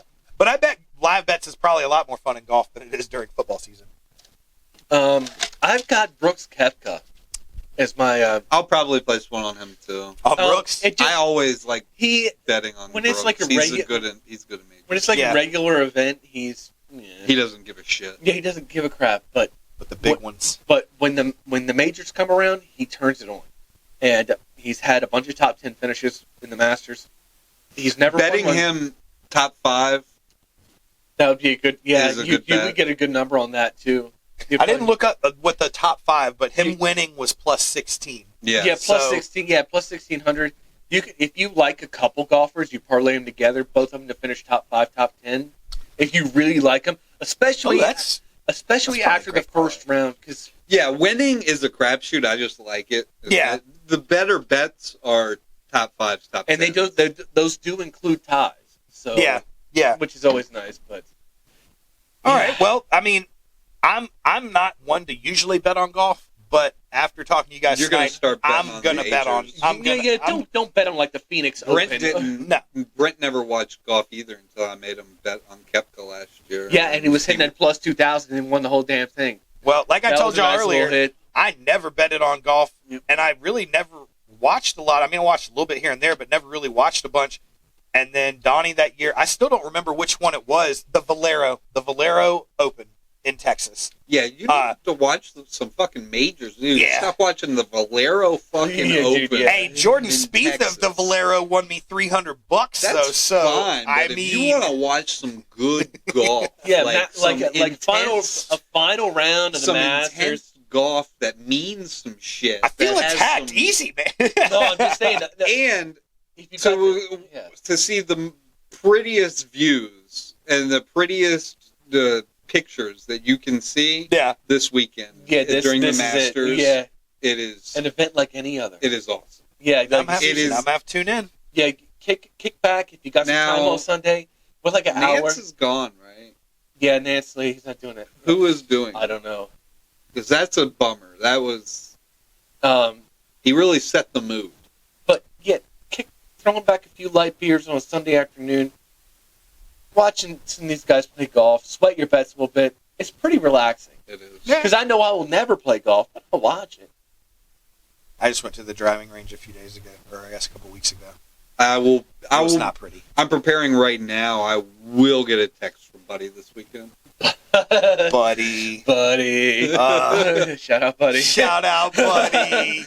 Oh, man. Yeah, but seriously, live bet some golf, or wait until the first round and see it like, oh, he had a really good first round. Yeah. Let me.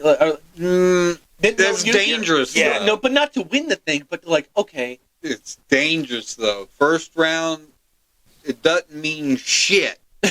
I've seen it doesn't. Just from seeing it scores. It doesn't mean shit. Yeah, seeing guys that are in the lead by 7 strokes that look like they're walking away with it. Or by day 3, they've tanked and they're like gone. Or the ones that are 4 over after the first round, and then next thing, what do you know? Sunday, play the 3 greatest days of their life. Here he is, or fighting for the championship. Yeah, or just catch him on the back 9 on Sunday while you're sitting having those beers. And it's like, this guy's I'm going to live bet him right now. It's a lot of fun. But go ahead. What's your next best bet there? Well, sir? so we've got a couple more. I'll let Robert take this one. Little best bet. Well, Orioles division winner. Mm-hmm. Well, because they started off slow, they moved the line to 260. Plus 260, which it was even odds to start the year. Yeah, it's. I still don't like it. That the season's so long. I don't like. I want more. I want more. Fair enough. You want a better number. Yeah. They're going to have to lose more. Yeah. Right. I understand that. I don't like the baseball season is so long And all this stuff can happen. I don't like the. It's too much time left to put value in plus 260. Is what you're saying? Put a value in 260.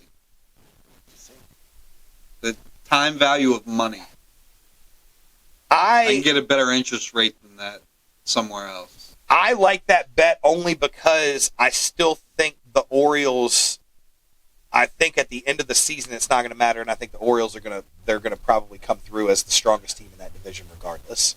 Maybe. Well, if your boys down in AAA come up and rake like you say they are, that number's going to go down. I'm not saying I don't like that they're. I'm not saying I don't think that they're going to win or that whatever. You just want. I'm not going to put in however much money for a whole season to wait it out for plus 260. I do get that. I do get that. Yeah, plus 260. It's a long. I don't like sitting on my sports book all year. I'm not a big futures bet because of that.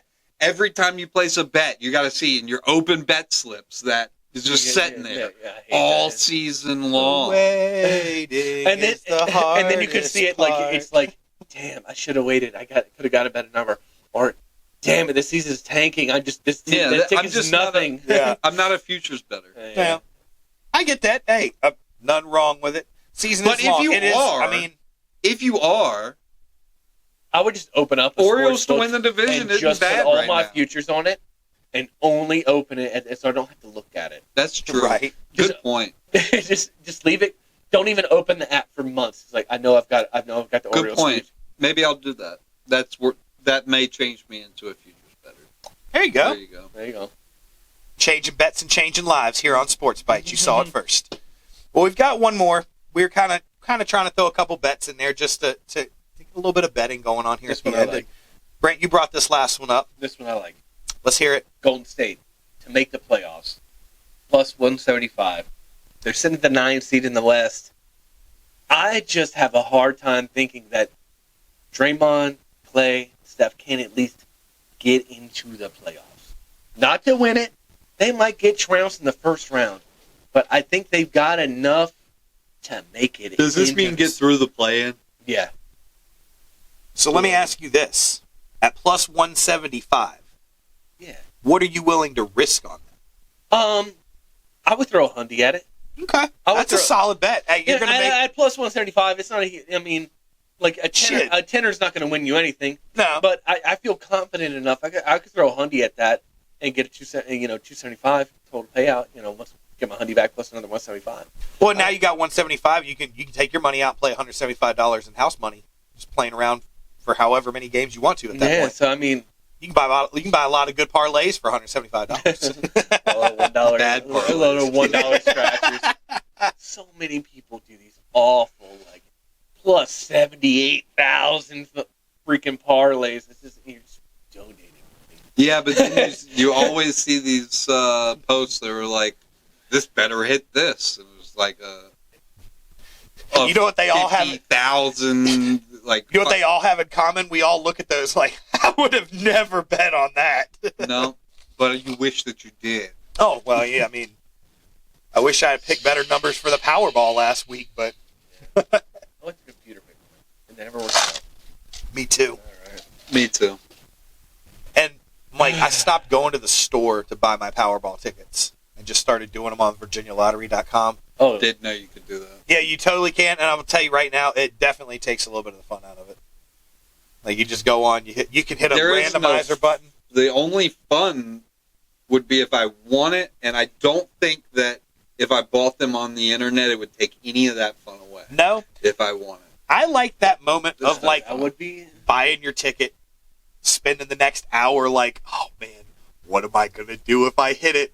And then you go to bed that night with like the highest of expectations. You dream all these great dreams, and then you wake up the next morning and you go somebody to in Oregon again won. because Totally opposite. Yeah, I buy it, put the ticket in my pocket, completely forget about it. Wake up the next day, still forget about it. Hear in a conversation, oh, did you hear someone won the Mega Million? Oh, shit! I bet it wasn't me.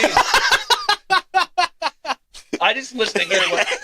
I'll only check if it says what state were they from. If it wasn't Virginia, then I'm just like, yeah, whatever. Right. Well, I'll tell you now, like looking at the statistics, if you want to win a Powerball or a Mega You got to Millions, live in California. you got to go to California or Oregon, somewhere on the West Coast. No, there's the Macro Dosing podcast. Yeah. They had like a whole conversation about it. It might have been a whole episode.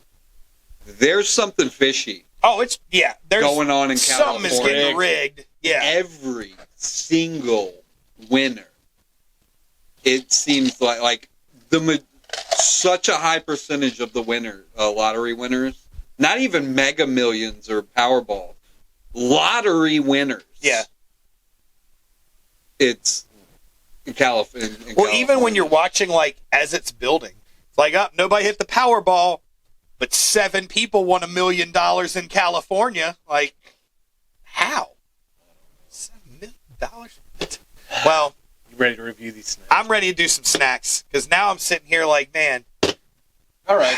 I can didn't tell you, win those the Powerball. Oreos are awesome.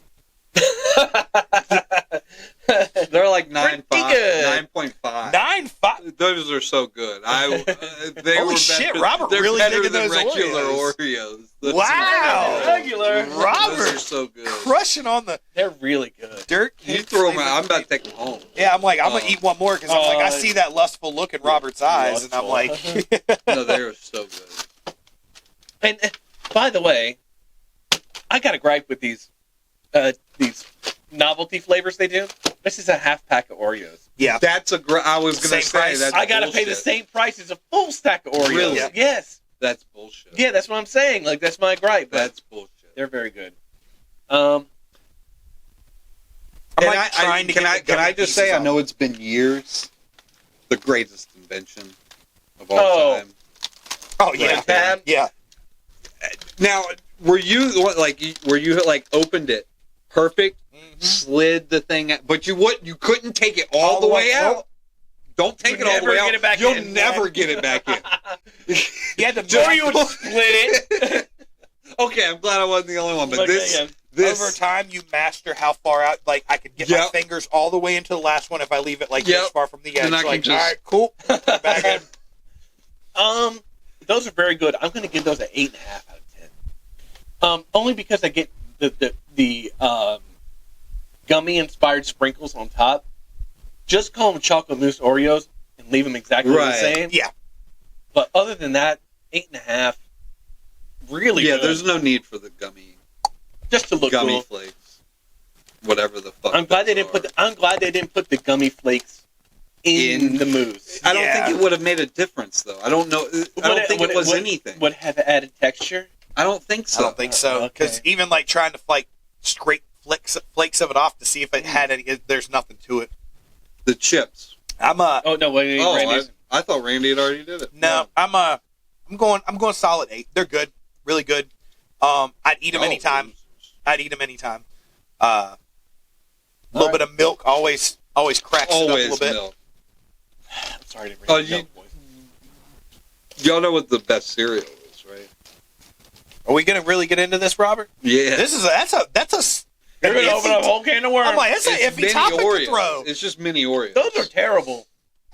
It's not a cereal. It's you just take mini Oreos and you eat it as a cereal. I was gonna Oh. say I'd never seen many Oreos cereal, so I was like, No, It's not a cereal. No, they have you just get a Oreos. bag They of have mini... Oreos cereal. No, fuck those. No. No, those are you're right, gross. I you do get remember a that, bag yeah. of mini Oreos. That's some fat boy shit right there. no says shit. says Nacho Oreo over Dude. here.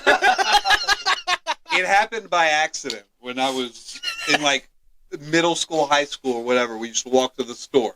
Mhm. I was picking out shit to eat. I was like, mini Oreos, those are shit. And I was like, I gotta get me some milk with them. I don't know why, but when we got back to a friend's house, I can't. there was no. I was like, it just came to me. You got a bowl and a spoon, You had an dude? epiphany. It was an An epiphany. epiphany. And they're so good. They're so it's cheating. It's not cereal. You're just eating a bowl of cookies. But it's Full of cookies with milk on it. it's so good. I mean, but let's be honest. most cereals nowadays are basically eating a bowl of cookies rapid with fire milk. favorite cereal, go. What? Rapid fire favorite cereal, go. Outside of real cereal. Favorite cereal. Yeah. Okay. Oh, God. For real? Yeah. Count Chocula. Apple Jacks. Oh, gross! I love They're my Apple bottom Jacks, tier. dude. I can see Apple Jacks. Golden Grams. Golden Grams, good pick. If not Apple Jacks, Worst it's cereal. Cinnamon Toast Crunch. Worst cereal? Apple Jacks. I hate Apple Jacks. They're the worst. Or corn pops. Good corn pops. Corn Pop. They're gross. Love fucking corn. That's like my They don't. number They float in the It's like milk, my and I number- can't get them. That's my number 3. Dude, like I said, a couple of friends. I actually don't even remember if this is the I don't right know, name. like cornflakes. Cornflakes? Yeah, this suck ass. Raisin Bran sucks ass too. I'm talking I'll fuck is it with honeycomb? Raisin Bran. Honeycomb? honeycomb. Yeah. Worst. I love Yeah. some honeycomb. I can't do it. Can't do it. Oh, the honorable mention. Golden Crisp, the one in the foil bag with the sugar bear on the front. Can't get enough of that Golden Crisp. It's really good. Another Cinnamon one I Toast don't care for is Crunch is- Smacks. Oh, I love Smacks. You like Smacks? Are Smacks and Golden Crisp the same thing? No. Smacks got the frog. Yeah, It looks like a black-eyed pea. Yeah. Yeah. that's right. Pretty much. Pretty much. All right, we got derailed. Because he's Chips. chips, spicy and nacho. I'm Yeah, they're like a 6. 7. They're like a 6. They're not spicy enough for me. I want to But spice. I like that they're not. I like that they're not super spicy. Yeah. Because I don't want with a chip. Sometimes I want like just a little, just a Little kick. for the flavor. That's it. Those were perfect for that. I'm going to go 7. Good chip. I could eat that all the time. Definitely not my favorite. Wouldn't be my go-to Dorito, but I could eat it all the time. Then the drink's a 1. The Coca-Cola I spicy. thought we were just going to forget about that damn drink. Yeah, I no. will after tonight. A 1. You give it a 1. Yeah, I got to go 1. I'm at like a 3. Yeah. You bring any fruit flavored soda in here, We already talked about unless it's Mountain Dew, like a Mountain Dew, it's going to be a 1 from me probably. That's a no from me, dog. you Randy Jackson everything. I mean, I will say this: if I wanted to like ruin somebody's night, bringing a case of that soda with a bag of IHOP Lay's chips to a party, Oh my god. like They might throw you out. After they beat the shit out of me. they may look at me like they don't even know me. After Mountain Dew does do their variant flavors pretty well. pretty good. Yeah. Yeah. I remember. I mean, not to get off track here Because at the they end, but base the whole soda off of that flavor instead of being like, oh, we've got this flavored soda. Let's add this flavor to that flavor, and that's going to be our new flavor. Yeah, they add flavors to the base. Mountain Dew just comes up with a completely With a new completely yeah. new, exactly. Coca-Cola playing checkers, Mountain Dew playing chess, bro. Mountain Dew playing chess. That's right. Well, that being They're said, fucking wired while they're doing it.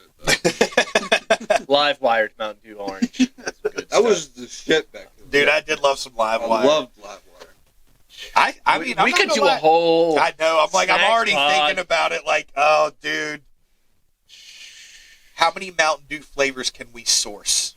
Because you know, there's some we don't even know about. Other countries got Mountain Dews or yeah. something like that. Send Correct. us all the Mountain Dews Yeah. flavors. Yeah, I'm If like- you've got a favorite variant that you like, I mean, there's all of them: Pitch Black, Live Wire, Code Red.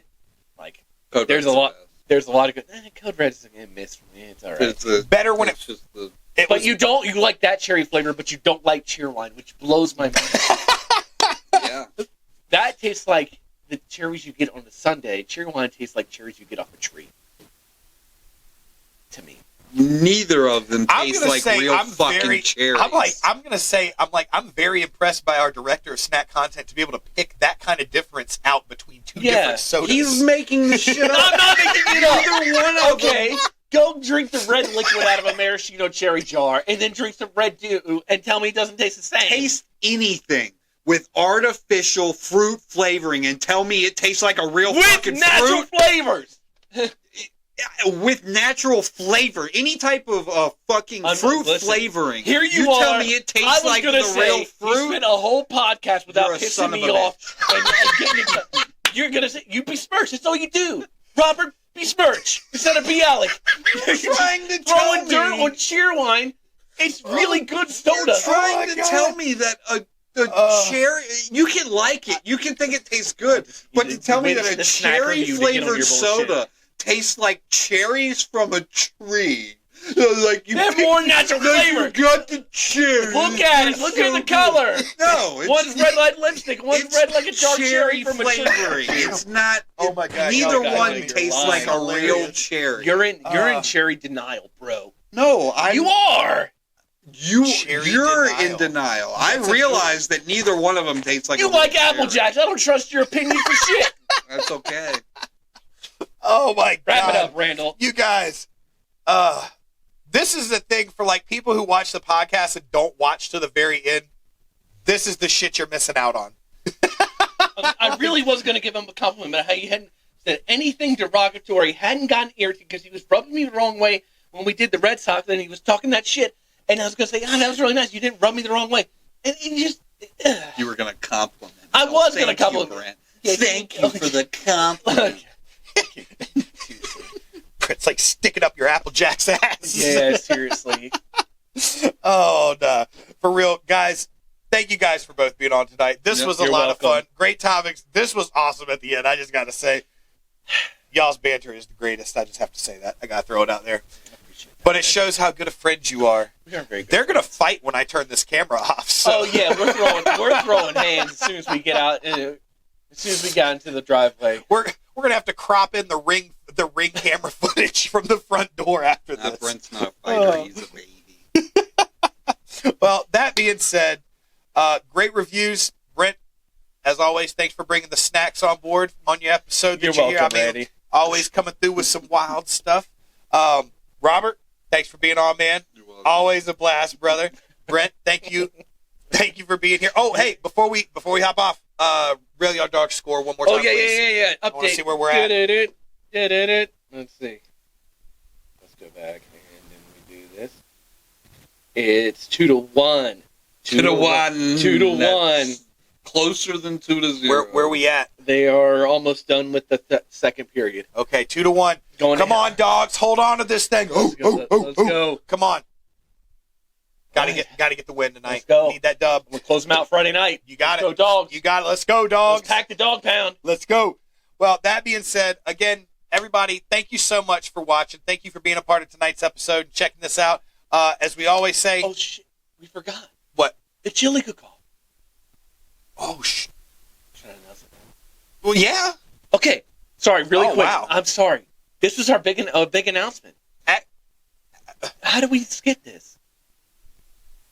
It's all good. I got an idea. It's all good. All right. Everybody, thank you so much for being a part of this. We greatly appreciate everything. All the love, all the support, likes, subscribes, comments.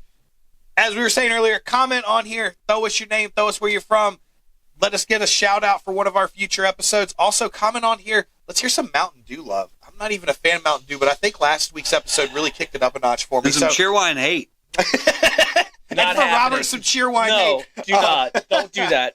But that being said, we appreciate the love and support, and we hope to continue to get love and support from all of you guys. Continue to tell your friends to subscribe. We're still trying to get to that 250 to get that next giveaway going. That being said, again, Robert, Brent, thank you guys so much for being on tonight. And to all of you out there, thank you for being a part of this. Thank you for watching. We are SportsBites, your number one, self-proclaimed number one sports podcast, bringing you the best of both worlds. Snacks. You did that on purpose, Robert. You did that on purpose.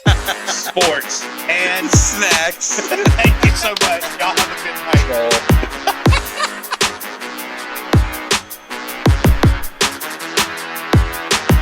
Long as I wake up in the morning, I'ma get a bag.